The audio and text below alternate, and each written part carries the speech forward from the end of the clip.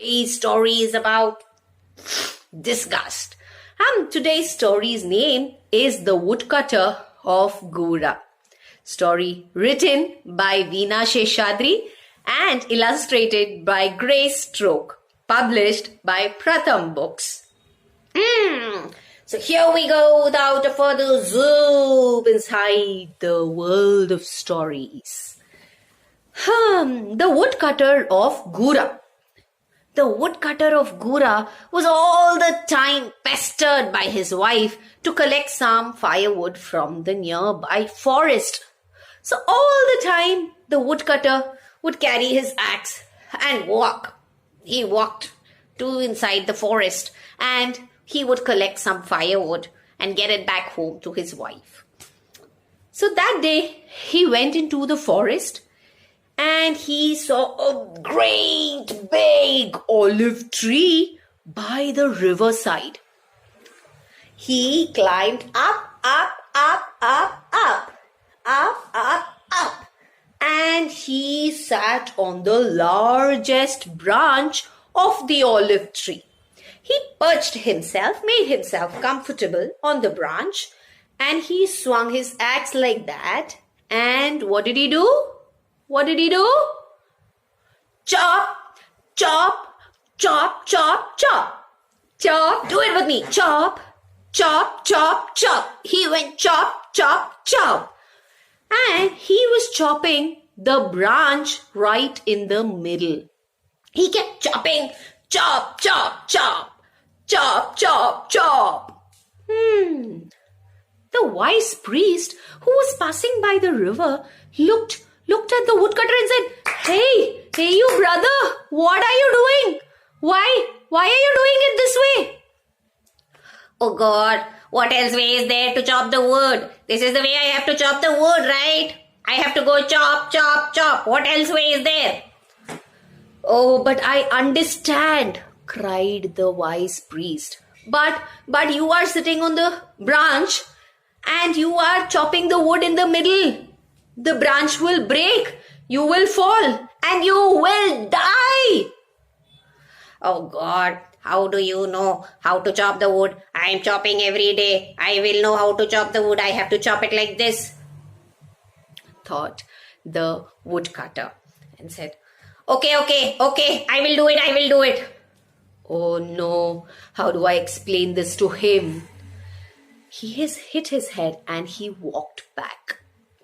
The woodcutter went on, chop, chop. Can you all do it with me again this time? Chop, chop, chop. Very good. Chop, chop, chop.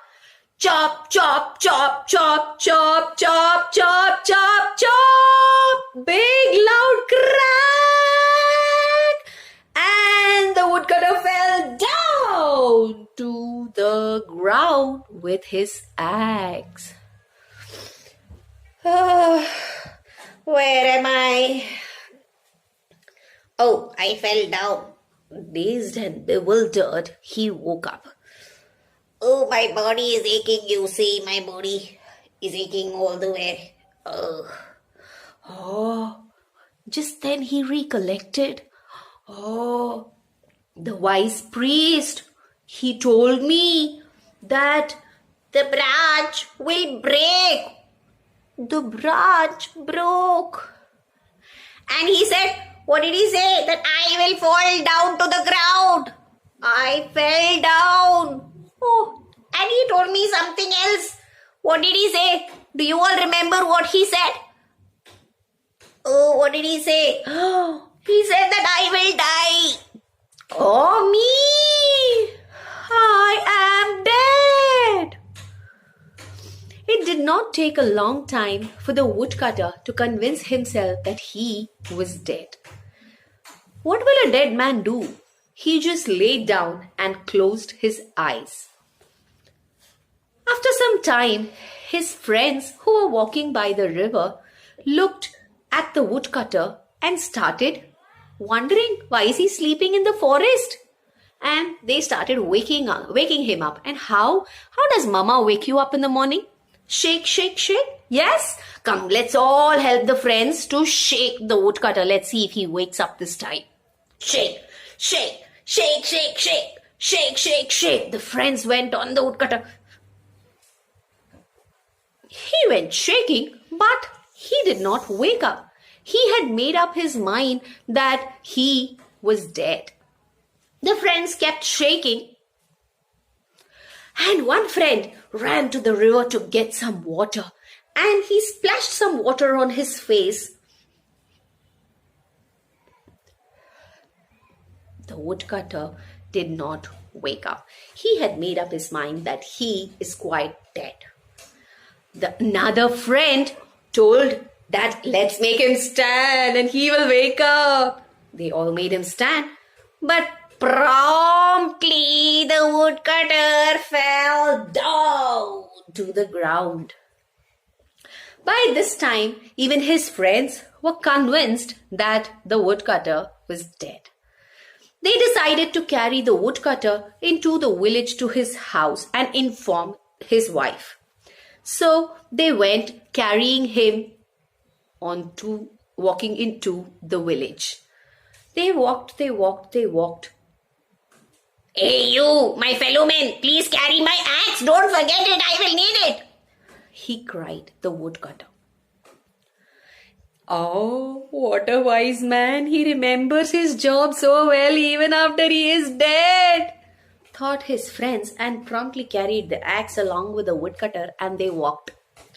They walked, and soon they reached a fork path where they had to either turn a right turn or a left turn. But how do we go? Which side should we go to go inside the village? They all were discussing. They all were fighting with each other, rather. The woodcutter was getting irritated by this time. He woke up and said, "Oh, please go this way. This is the way to go to my house. Don't you all know that?" And he promptly closed his eyes again. Oh, what a wise man. Even after he is dead, he knows the answers for everything. I just hope he's not dead. Even a dead man, he is speaking so nicely. They carried him and they walked into the village. They walked inside his house and placed him on the floor. They did not find the woodcutter's wife around, and they didn't know what to do. What do we do now? Whom should we call? What do we do now? They kept thinking. Oh God, please call up my wife. Please tell her that I am dead. Oh, what a clever man he is. He is giving us all the answers. He knows everything. And the friends went out to inform the wife that the woodcutter was dead. The wife ran to the house, sobbing and crying, and many villagers followed her. She came inside to see the woodcutter lying on the ground. She shook him and said, "Oh my husband, what happened to you?" The branch fell down on him and he is dead, told one of his friends. No. How many times should I tell you that I was sitting on the branch broke, I fell down and I am dead. And he closed his eyes promptly again. The wife was pretty confused. But how can you be dead? How? What? When? How can this happen? She questioned the woodcutter. Oh dear, woodcutter's wife, please don't question like this to a dead man. It is not right. Oh, but I am telling that he is not dead. How can he be dead when he is talking? Nah. How many times should I tell you? The wise priest told me. The priest was very wise and whatever he told me happened. He told me that the branch will break. The branch broke. He told me that I will fall down and I fell down. And he also told me that I will die. So I am dead. The woodcutter screamed. Oh, but when you are talking, how can you be dead? While the priest did not see you after you fell down. So how can he know that you are dead? The wife went on. Nah. What do I do? The woodcutter carried his axe and started walking out close to the door. Now where are you going? Cried the woodcutter's wife. I'm going to get some firewood. Now stop nagging me, okay? I will go and get some firewood. You will need it to cook the dinner, right? And the woodcutter went into the forest. And that is why it is often said that a fool always finds one more fool to admire him.